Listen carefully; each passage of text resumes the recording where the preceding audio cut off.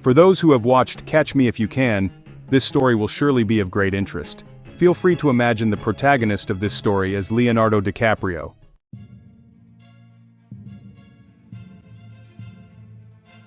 Two New York police officers arrested a man. For 7 months, counterfeit money had been flooding the streets of New York, but there were no leads on the suspect behind the forgeries. Fortunately, a recent tip-off led to the capture of this man. He was wearing a velvet coat exuding elegance and appeared to be a true gentleman of the old school. When the police apprehended him, he remained calm, insisting it was all a misunderstanding. He had no suspicious items on him, making the officers doubt whether they had arrested the right person. However, during the interrogation, the informant called again, providing new evidence. Faced with this, the suspect no longer denied the charges, but still calmly asked the officers, "May I ask who betrayed me? You couldn't have caught me otherwise." When the police revealed the identity of the informant, the man suddenly understood. With a smile, he said, "I admit defeat. A jealous woman is more dangerous than a spy." "Well then, what would you like to know?" the officer replied. "First, tell us your name." The suspect calmly said, "You can call me Victor Lustig." The officers trembled with excitement. One of them exclaimed, "It's you! You're the one who sold the Eiffel Tower!"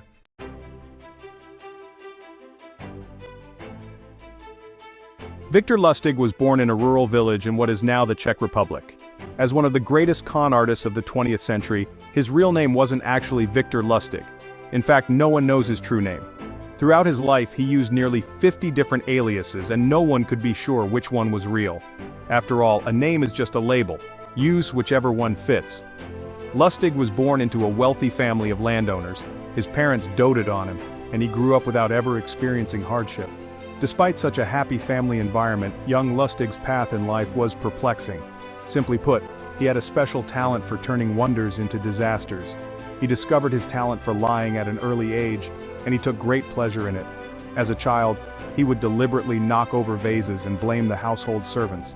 A bit older, he spread rumors of a cattle plague in his hometown, causing milk prices to plummet.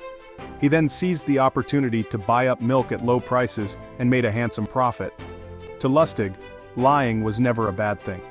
He enjoyed deceiving others and took great pride in it. His parents, surprisingly, didn't see anything wrong with his behavior either. In his teens, his father sent him to Paris to study languages.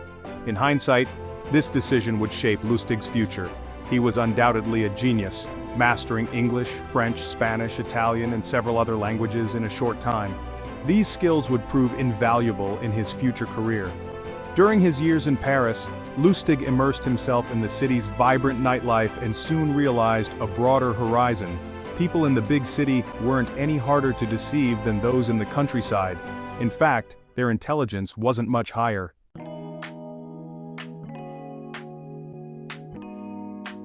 The transatlantic route between New York and France had just begun to thrive.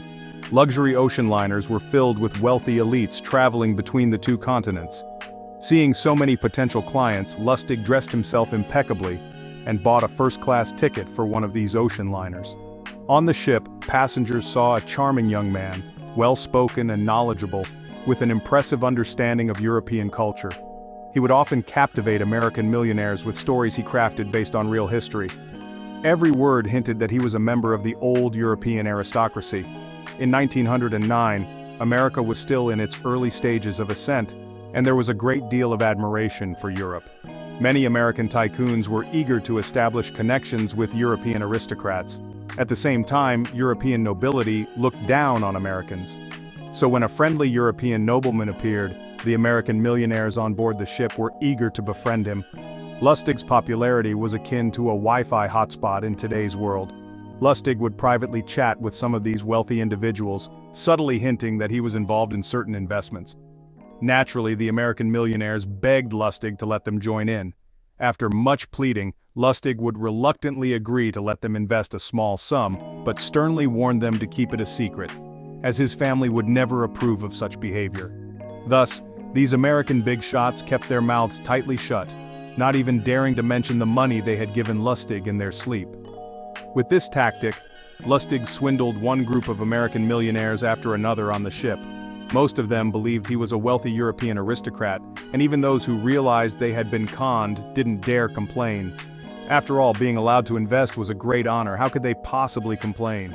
Did they still want to mingle with European high society? For 5 years, Lustig successfully conned one group of American tycoons after another on these ocean liners, rarely slipping up. World War I broke out, turning Europe into a battlefield. The golden transatlantic route between New York and France was suspended. European aristocrats either died in the war or were left impoverished, losing their ability to flaunt their status in front of Americans. Lustig, ever the opportunist, adapted to the changing market.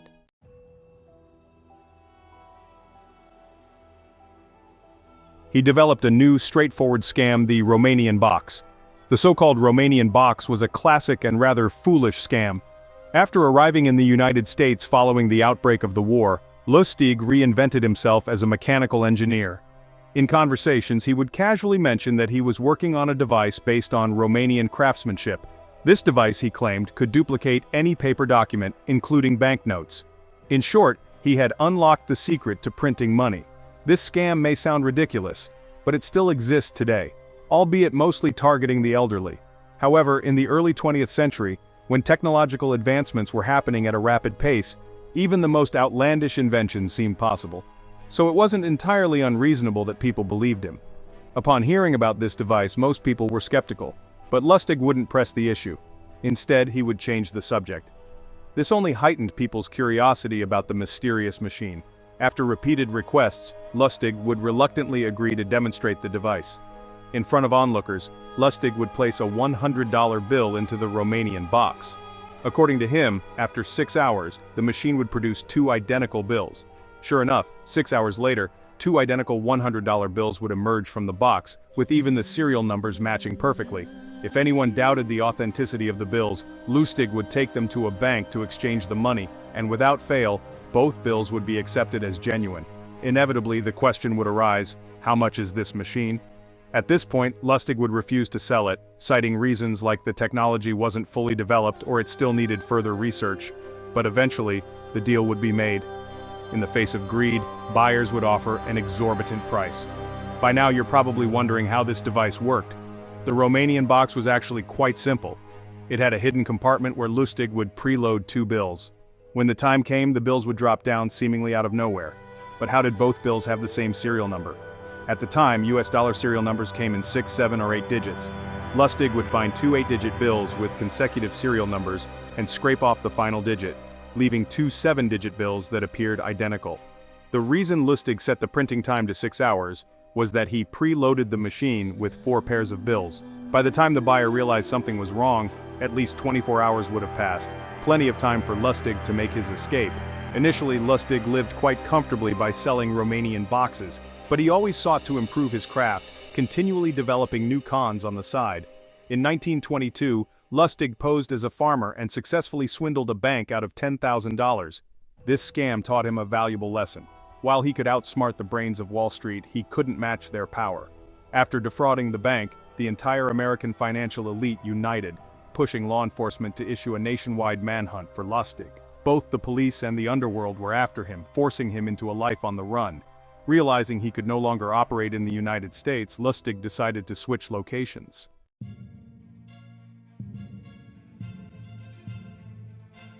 In May 1925, Lustig returned to Paris.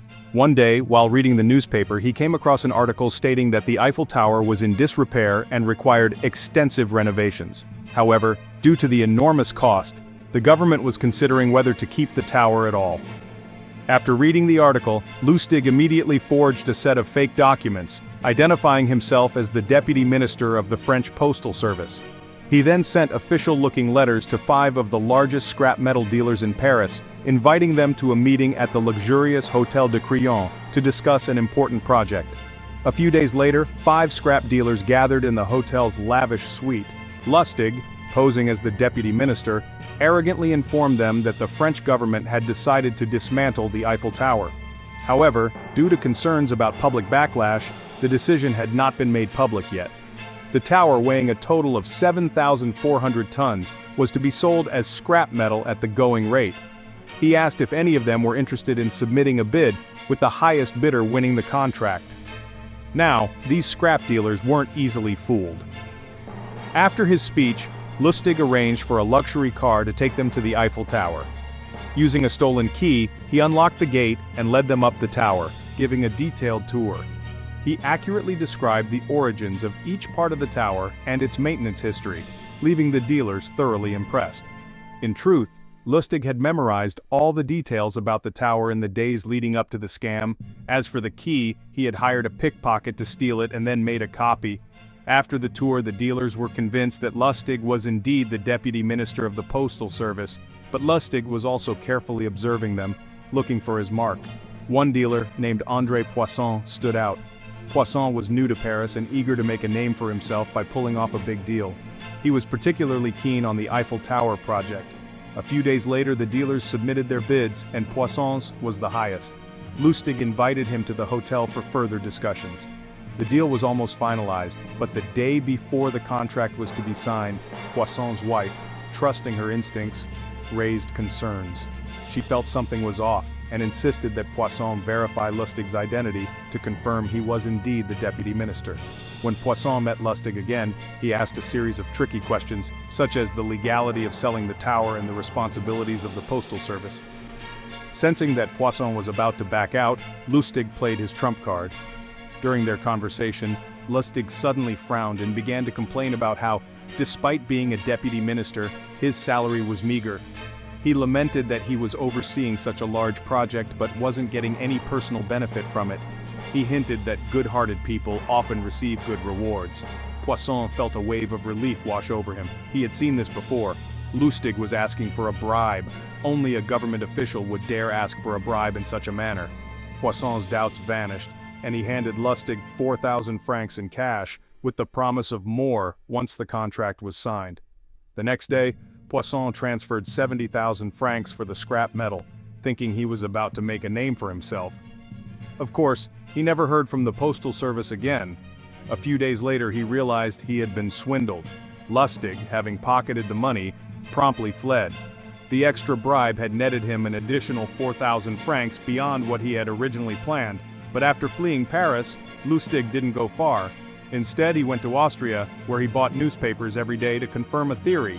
Sure enough, after a month of waiting, his theory was proven correct. Poisson had not gone to the police. Poisson had wanted to make a name for himself in Paris, but reporting that he had been swindled out of 70,000 francs in such an elaborate scam would indeed make him famous, just not in the way he had hoped. So, to save face, Poisson swallowed his loss in silence. Lustig returned to Paris. Yes, you guessed it, he ran the exact same scam again. This time, he targeted 5 new scrap dealers. However, this time one of the dealers was more cautious. He verified Lustig's identity and reported him to the police the day before the deal was finalized. But the police didn't catch Lustig. He had already made preparations to flee at the first sign of trouble. As soon as the police were dispatched, Lustig was on his way back to the United States. Upon returning to America, Lustig, still a wanted man, operated under a false passport. He couldn't pull off any large-scale scams, so he resumed selling Romanian boxes.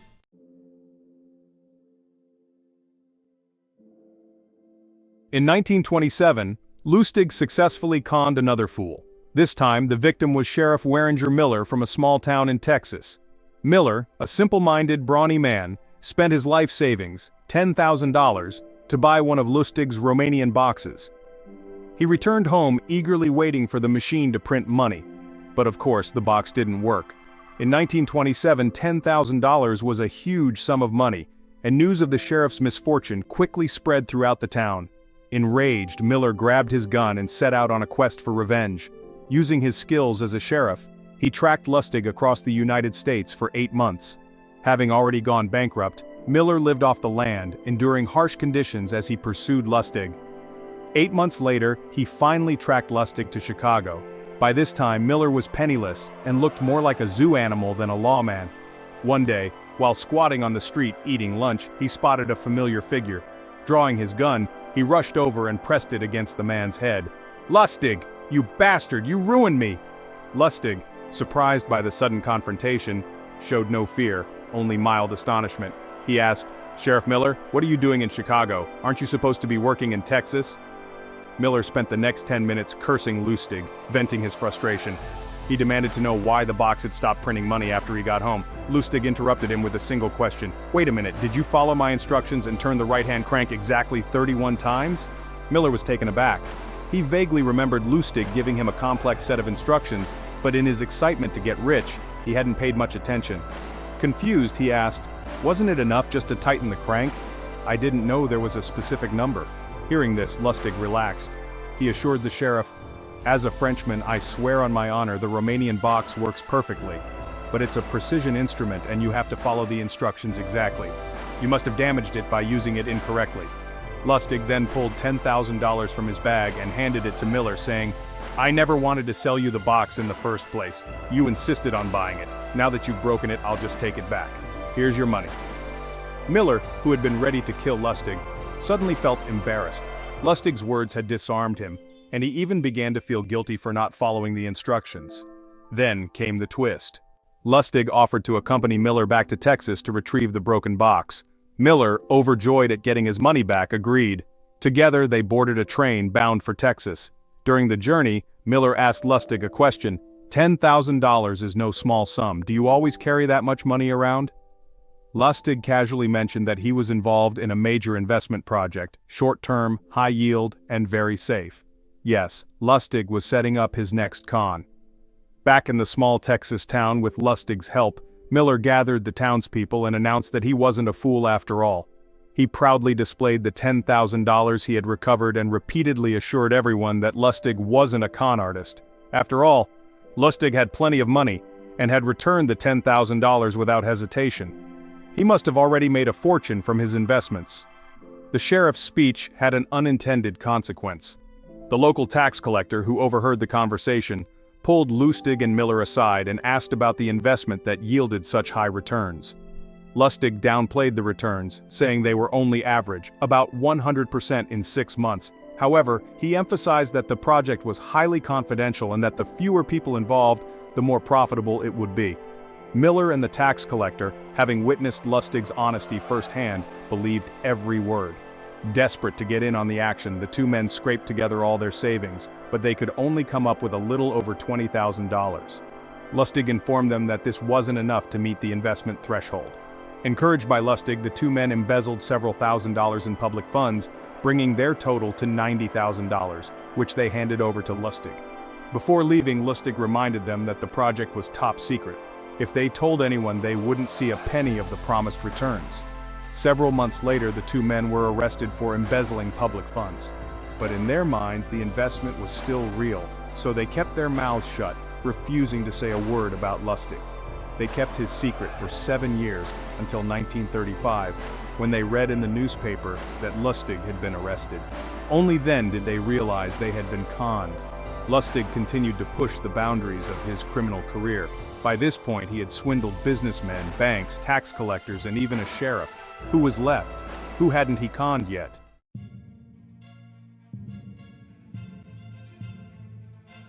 There was one person, Al Capone. Al Capone, the most notorious gangster in American history, ruled the underworld with an iron fist. He was the undisputed king of Chicago's criminal empire. But Lustig wasn't intimidated. He boldly approached Capone with a proposition. "I'm going to run a con," he told Capone, "but I won't con you." He wasn't insulting Capone by implying he wasn't human. Instead, he explained that he needed $50,000 in seed money for a scam.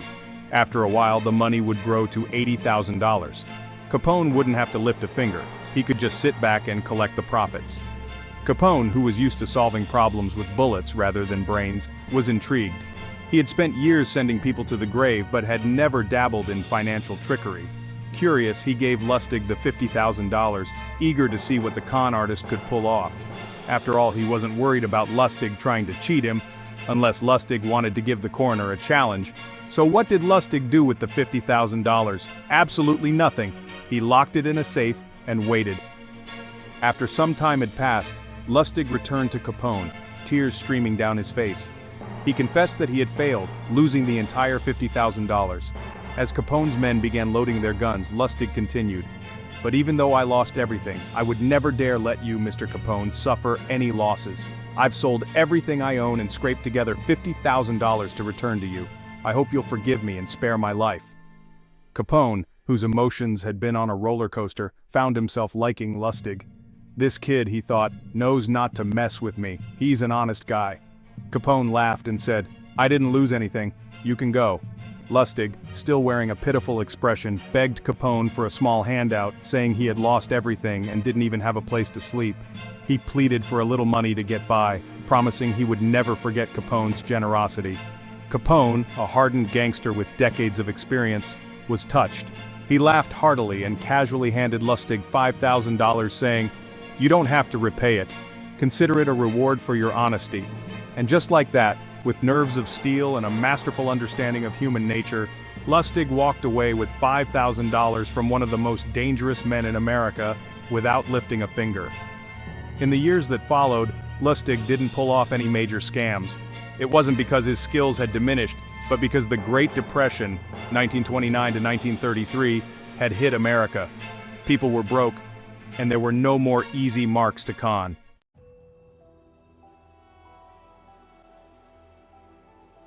Lustig turned to a new venture: counterfeiting. Unlike the fictional chemist Walter Whitefrom, Lustig wasn't a master of chemistry. Instead, he partnered with a chemist and a pharmacist to produce counterfeit money using industrial methods. Not only were his fake bills nearly indistinguishable from the real thing, but he also set up an advanced distribution network. He had dozens, if not hundreds, of people spending his counterfeit money, none of whom realized they were passing fake bills. However, Lustig's downfall came not from his criminal activities but from his personal life. He had a mistress, but he also got involved with the mistress of his chemist partner. Fueled by jealousy, Lustig's mistress reported him to the police, leading to the events at the beginning of this story. After his arrest, Lustig didn't try to deny the charges. He confessed to everything, but that didn't mean he had given up. He was being held on the 3rd floor of the Manhattan detention complex, and the day before his trial, he pretended to be sick. When the guards weren't looking, he used a pair of wire cutters he had hidden to snip through the bars on his window. Calmly, he climbed out. The window overlooked a bustling street filled with pedestrians. If Lustig had suddenly appeared on the street, the police might have shot him on sight. So he needed to escape without drawing attention. Lustig found a rag and pretended to be cleaning the windows. This trick worked. None of the passers-by noticed him. After a while, Lustig carefully climbed down from the window and disappeared into the crowd. For 27 days, New York police searched for Lustig. Eventually, they caught him again. This time, they didn't take any chances. In a swift trial, he was sentenced to 20 years in prison and sent to the infamous Alcatraz Island. In Alcatraz, Lustig's days of conning were over. When asked about his profession, he listed his occupation as apprentice salesman. During his time in prison, Lustig often reflected on his life of crime. He even wrote down what became known as Lustig's 10 Commandments, a set of rules for aspiring con artists. In 1947, after serving 11 years, Lustig died of pneumonia in prison at the age of 57, bringing an end to his wild and audacious life. As a classic high-level con artist, Victor Lustig had reached the pinnacle of his craft. In reality, his scams extended far beyond the few we've discussed. His cons were intricate and well-planned, demonstrating a deep understanding of human nature. Rather than casting a wide net, he preferred a more refined approach, allowing his marks to willingly fall into his traps. Victor Lustig, a con artist who influenced countless others, became the saint of swindlers in the 20th century. His methods are still studied by many in the field today. And with that, our story comes to an end. If you enjoy real-life historical stories, don't forget to subscribe to our channel.